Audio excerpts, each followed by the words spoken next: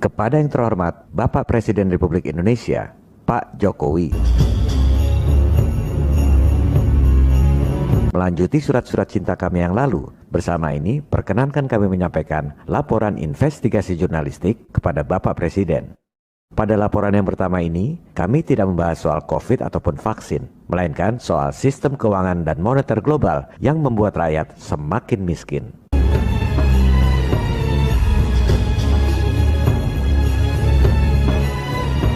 Semua ini berkaitan karena konteks investigasi jurnalistik kami adalah kebohongan global yang diterapkan dalam sistem, sehingga semua orang, termasuk para pakar, tak sadar dan tak pernah mempertanyakan. Mohon izin Pak, ada 3 hal penting yang kami laporkan pada episode ini. Pertama, di awal tahun 2021 ini beredar uang sekitar 5.900 triliun rupiah, tapi tidak diterbitkan oleh Bank Indonesia dan tidak masuk dalam neraca Bank Indonesia. Ini kan lucu Pak, kalau ada uang pecahan Rp50.000 yang tidak diterbitkan oleh BI, semua orang ribut. Katanya membahayakan perekonomian. Nah, ini ada uang 5.900 triliun rupiah beredar padahal tidak diterbitkan oleh BI, tidak ada di neraca BI. Membahayakan perekonomian atau tidak? Dan gak ada satupun para pakar yang mempertanyakan. Topik kedua, berdasarkan laporan tahunan Bank Indonesia, uang rakyat sekitar 2.000 triliun rupiah digunakan oleh BI untuk kasih utang pada pemerintahan-pemerintahan asing, bank-bank sentral asing, dan perusahaan-perusahaan elit asing yang kaya raya. Dan gak ada satupun para pakar yang mempertanyakan. Topik ketiga, ironisnya, sementara uang rakyat 2.000 triliun rupiah digunakan untuk mendanai asing, kita justru nambah utang 1.700 triliun rupiah pada asing selama 6,5 tahun terakhir sejak periode tahun 2014 lalu. Dan lucunya, nggak ada satupun profesor doktor para pakar yang mempertanyakan hal ini.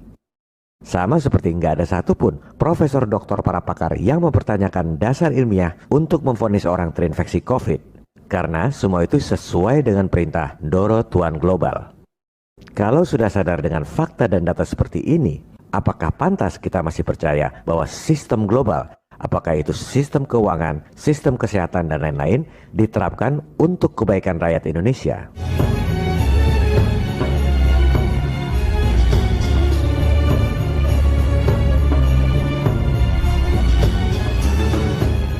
Laporan investigasi jurnalistik ini kami sampaikan sesuai dengan fungsi pers untuk mencerdaskan kehidupan bangsa dan sesuai misi pers untuk mengawal tujuan bernegara.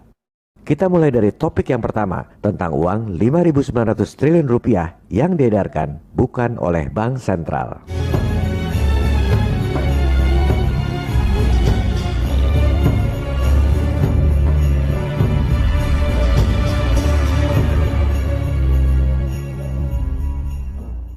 Kita lihat data resmi Statistik Ekonomi dan Keuangan Indonesia, disingkat SEKI, yang diterbitkan oleh Bank Indonesia.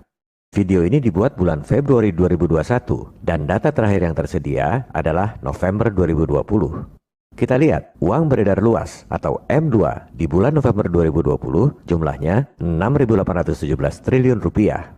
Kita catat, rupiah dalam peredaran di Indonesia yang berbentuk M2 jumlahnya 6.817 triliun rupiah. M2 adalah uang kertas dan koin atau M0 ditambah cek dan giro atau M1 ditambah tabungan dan simpanan jangka pendek M2.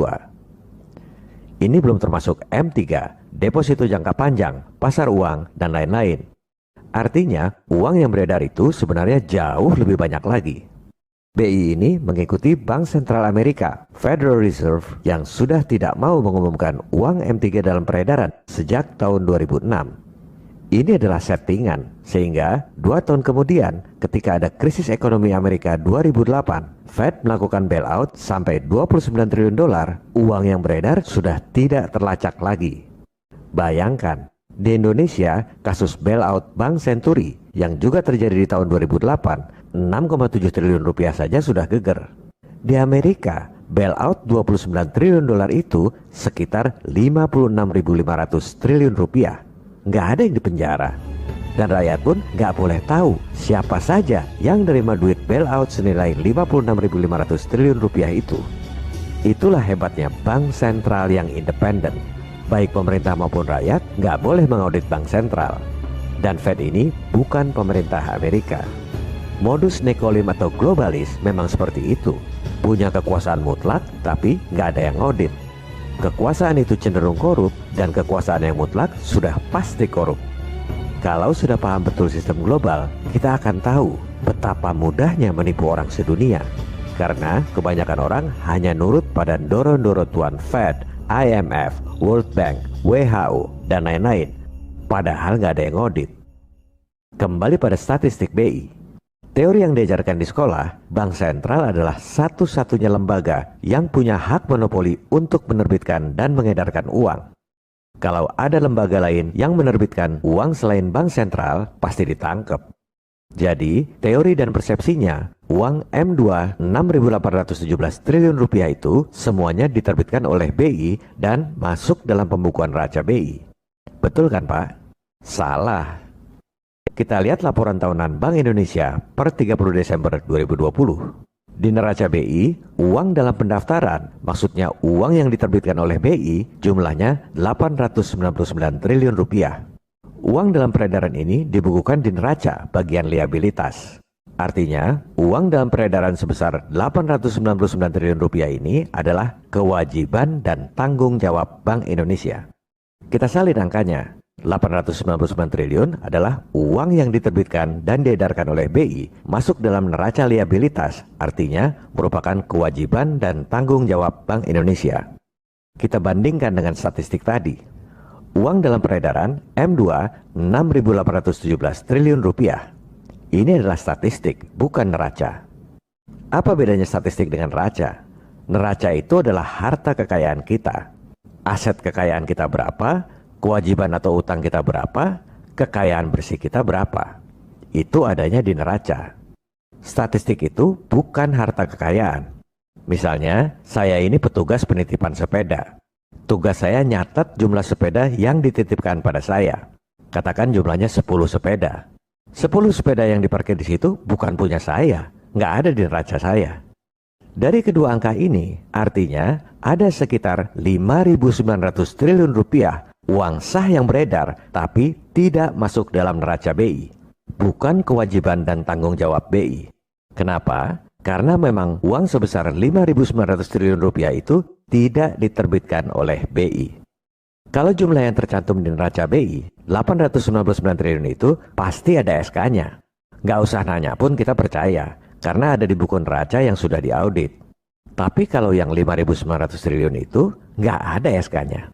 Tidak ada di neraca liabilitas BI, artinya bukan kewajiban dan tanggung jawab BI.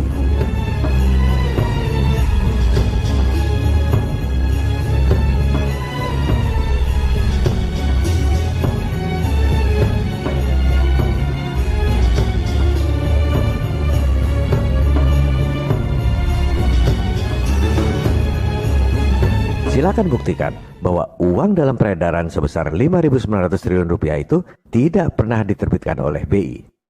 Mohon agar Pak Presiden atau para anggota DPR atau rekan-rekan pers dan juga para pemirsa rakyat Indonesia minta kepada Bank Indonesia mana surat keputusan BI untuk menerbitkan uang sejumlah 5.900 triliun rupiah itu.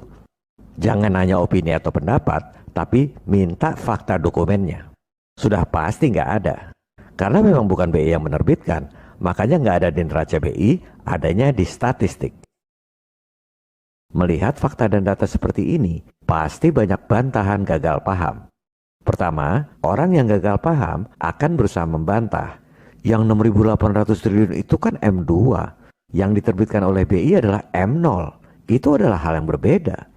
Iya, masalahnya yang menerbitkan M1 dan M2 itu siapa? Kalau diterbitkan oleh Bank Sentral, sudah pasti masuk dalam neraca BI. Masa ada uang beredar 5.900 triliun rupiah lebih, tapi tidak masuk dalam liabilitas neraca BI? Yang menerbitkan siapa? Ada di neraca mana? Liabilitas atau tanggung jawab siapa itu duit? Bantahan gagal paham kedua, kan memang tidak semua uang harus dicetak. Ya silahkan aja kalau uangnya cuma elektronik dan tidak dicetak. Masalahnya yang menerbitkan siapa? Kalau tidak masuk di neraca BI, berarti ada pihak lain selain BI yang bisa menerbitkan uang elektronik. Bantahan gagal paham ketiga, Kalau uangnya dicetak nanti malah inflasi. Nah, inilah contoh bantahan ngawur. Udah jelas ada di statistik BI dan uangnya nyata bisa dibelanjakan. Walaupun tidak dicetak, tetap aja nambah uang dalam peredaran. Ini sudah inflasi. Bantahan gagal paham keempat, yang dicetak memang cuma 899 triliun itu. Yang 6.800 triliun adalah uang hasil transaksi. Ini orang pasti nggak ngerti debit kredit. Transaksi tidak menambah uang dalam peredaran. Selembar uang 1.000 perak mau dibelanjakan 1.000.000 kali pun uangnya tetap aja selembar 1.000 perak itu.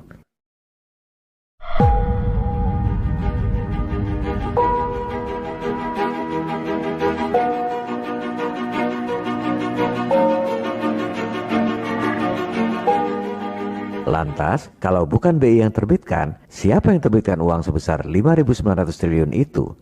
Ini baru pertanyaan bermutu. Kita bedakan dulu antara nyetak uang dengan menerbitkan uang. Kalau nyetak uang, yang nyetak peruri. Tapi yang menerbitkan uang itu BI. Peruri cuma tukang cetak. Yang bertanggung jawab liabilitas neraca adalah BI.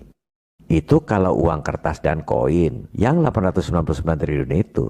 Sudah pasti betul, nggak perlu dipertanyakan. Ternyata di luar uang kertas dan koin yang 899 triliun itu, ada lagi uang sebesar 5.900 triliun yang beredar.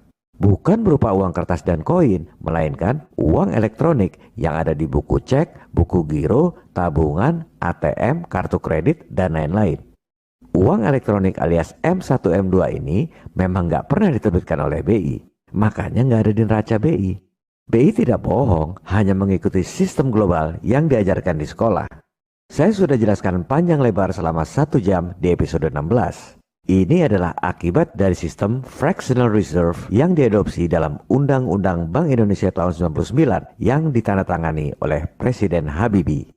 Dalam Undang-Undang BI disebut Giro Wajib Minimum atau GWM. Sistem fractional reserve ini digunakan oleh Bank Sentral Amerika, makanya disebut Federal Reserve. Elit globalis ini memang niat membanjiri perekonomian dengan uang dari langit tanpa modal. Membanjiri rakyat dengan utang lewat perbankan yang memang mereka kuasai sejak ratusan tahun lalu.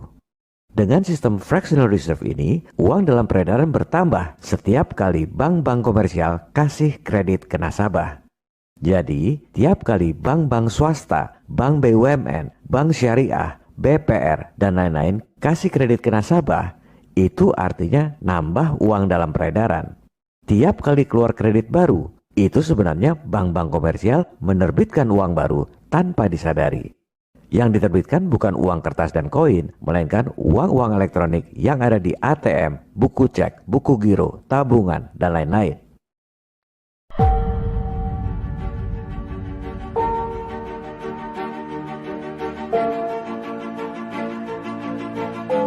Paper money is created by the central bank. We can read that on the banknote. If anyone else tries to create this kind of money, and if they get found out, they will go to jail for counterfeiting. Electronic money, however, is a little trickier. The accounts that we have in our banks are called deposit account. And that may sound as if, okay, so this kind of money is just this kind of money deposited in the bank. And in principle, that could be the case. It is, however, very misleading in terms of understanding how money works in the economy. Because electronic money is created by commercial banks when they issue new loans.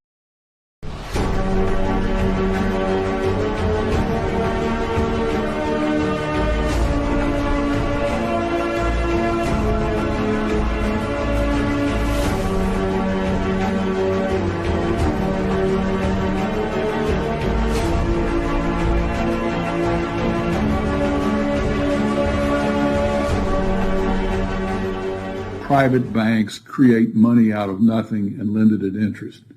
Now, that sounds absurd. When I teach sophomores, about money and banking and how banks, they never believe it. And so you have to go through it again and again. Yes, banks really do create money. They really do. Here's how it happens. And it's absurd, and they're right to doubt that could possibly be what's really going on. But it is.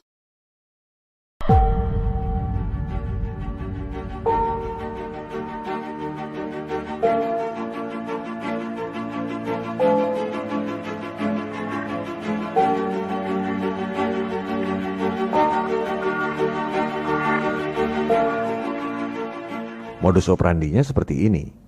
Misalnya, si A simpan uang cash 1 juta rupiah. Anggaplah 1 juta rupiah itu adalah satu-satunya uang kertas yang beredar di Indonesia. Nggak ada uang kertas lain selain 1 juta rupiah itu. Uang cashnya disimpan di bank. Si A dapat kartu ATM. Kemudian, oleh bank, sebagian kecil, katakan 100 ribu rupiah, disisihkan, disebut fractional reserve atau giro wajib minimum. Yang 900 ribu disalurkan sebagai kredit pada si B. Dapat kartu ATM juga. Secara akunting, di mata bank semuanya benar, nggak ada yang salah. Masalahnya ada di luar bank, yaitu di alam nyata perekonomian. Si A dengan kartu ATM-nya bisa belanja 1 juta rupiah. Sementara si B juga dengan kartu ATM-nya bisa belanja 900 ribu rupiah. Jadi, uang elektronik sebesar 1,9 juta rupiah bisa dibelanjakan pada saat yang bersamaan. Padahal, uang sebenarnya yang dicetak BI cuma 1 juta rupiah tadi, masih utuh ada di bank. Tapi, di luar bank, uang elektronik bisa dipakai belanja 1,9 juta rupiah. Inilah penggandaan uang secara elektronik tanpa disadari oleh pihak banknya sendiri. Makanya selalu dikatakan, kalau semua orang tarik uang cash dari bank, maka uangnya nggak akan cukup. Alasannya, tidak semua uang dicetak. Terus, yang terbitkan uang elektronik siapa? Uang giral itu adalah penggandaan dari uang kartal menjadi uang elektronik ketika bank-bank swasta kasih kredit ke nasabah. Inilah fakta yang tidak diajarkan di sekolah. Jadi tiap kali bank komersial kasih kredit, begitu kredit bank dimasukkan dalam cek, giro, atau tabungan nasabah, itu artinya nambah M1 atau M2. Dilaporkan oleh bank ke BI. Bank sentral hanya mencatat statistik. Seperti contoh tadi, petugas penitipan sepeda nyatet berapa sepeda yang diparkir di halaman.